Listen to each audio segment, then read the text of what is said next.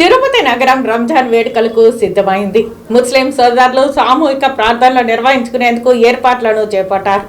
ముస్లింల అత్యంత పవిత్రంగా భావించే రంజాన్ పండుగకు తిరుపతి నగరం ముస్తాబైంది. నగరంలోని అనేక మసీదులు ఇందుకోసం ముస్తాబవుతున్నాయి. ఇప్పటికే మసీదులకు కొత్త రంగులను అద్ది విద్యుత్ అలంకరణలతో సుందరంగా తీర్చిదిద్దారు. రంజాన్ మాసం మొదలైన రోజు నుంచి ఉపవాస దీక్షలో ఉన్న ముస్లిం సోదరులు రంజాన్ పర్వదినాన సామూహిక ప్రార్థనలు నిర్వహించి పిత్ర జకారత్ దాన ధర్మాలు చేపట్టి అనంతరం సామూహిక ఇఫ్తార్ విందులో పాల్గొంటారు. దీంతో వారి ఉపవాస దీక్షలు విరమిస్తారు. పవిత్రమైన ఖురాన్ మహమ్మద్ ప్రవక్త చేత ఈ నెలలోనే ఆవిర్భవించిందని ప్రతీతి. తిరుపతి ఈద్గా కమిటీ ఆధ్వర్యంలో స్థానిక ఈద్గా మైదానంలో ప్రతి ఏడాది సామూహిక ప్రార్థనలు నిర్వహిస్తుంటారు. అందులో భాగంగా ఈ ఏడాది కూడా సామూహిక ప్రార్థనల కోసం భారీ ఏర్పాట్లను చేశారు.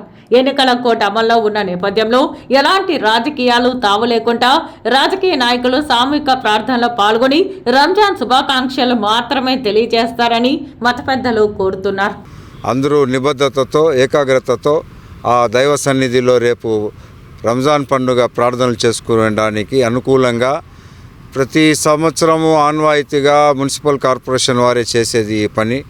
కానీ ఈసారి ఎన్నికలు రావటం వలన ఎన్నికల కోడ్ అవుతుందని స్థానిక ఎమ్మెల్యే వారి కుటుంబము వారి సన్నిహితుల సహకారంతో ఈరోజు ఇంత మీరే చూస్తున్నారు ఎంతమంది దరిదాపు 12,000 మంది ముస్లిం సోదరులు వస్తారని మా అంచనా. దానికన్నా మించిన వస్తే కూడా సదుపాయాలు భూమన కుటుంబం వాళ్ళ అనుచరులు వాళ్ళ సహోదరులు ఈ విధంగా సహాయ సహకారాలు ముస్లింలకు ఈరోజు చేయటం చాలా గర్వకారణము.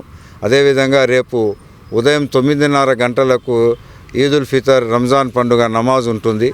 ఈ లోపల ముస్లిం సోదరులందరూ ఈ ఈద్గా మైదానానికి రావాలి, నమాజ్ చేసుకోవాలని.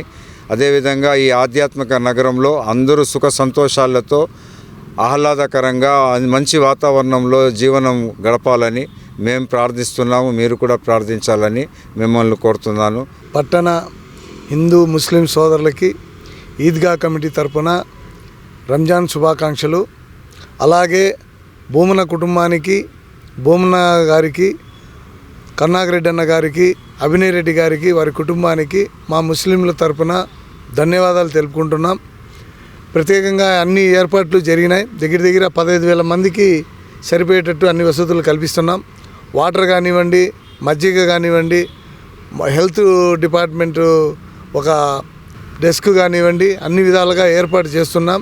ఇంకోటి తెల్లారితో 9 గంటలకి నమాజ్ స్టార్ట్ అవుతుంది, 9:30కి మెయిన్ నమాజ్ స్టార్ట్ అవుతుంది.